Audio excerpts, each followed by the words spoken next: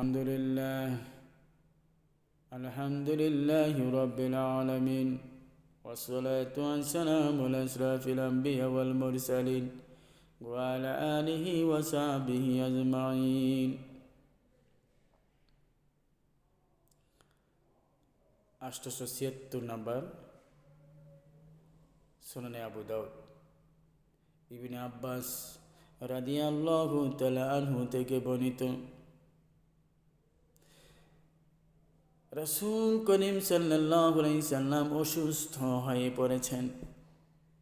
হুজরার পর্দার ভিতর থেকে তিনি পর্দাকে সরিয়ে দেখতে পেলেন আবু বকর রাদিয়াল্লাহু তাআলা আনহুর পিছনে মুসল্লিগণ সারিবদ্ধ কাতারে দাঁড়িয়ে গিয়েছেন।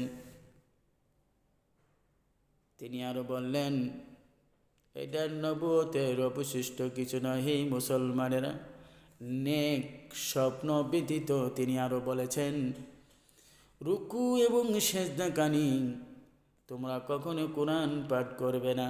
রুকু অবস্থায় তোমরা আল্লাহর শ্রেষ্ঠতা বর্ণনা করবে, আর সেজদাকালে আল্লাহ তার রাসূল করিম সাল্লাল্লাহু আলাইহি সাল্লামের নির্দেশ যে তোমরা বেশি বেশি দোয়া করবে এবং তোমাদের দোয়া কবুল হবে আশা করা যায়।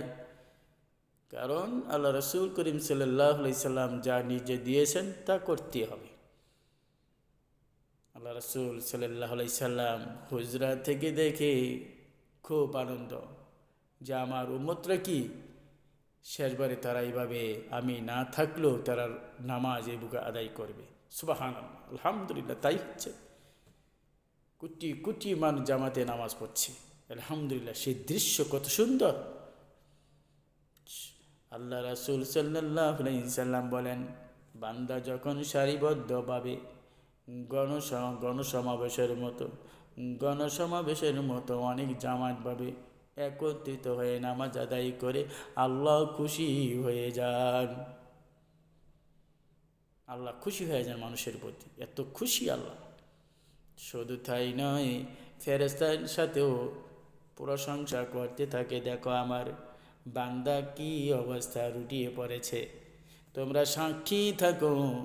আমি ঘোষণা দিলাম, ওয়াদা দিলাম, তাদের জন্য জান্নাত আমি সিদ্ধান্ত করে রেখেছি।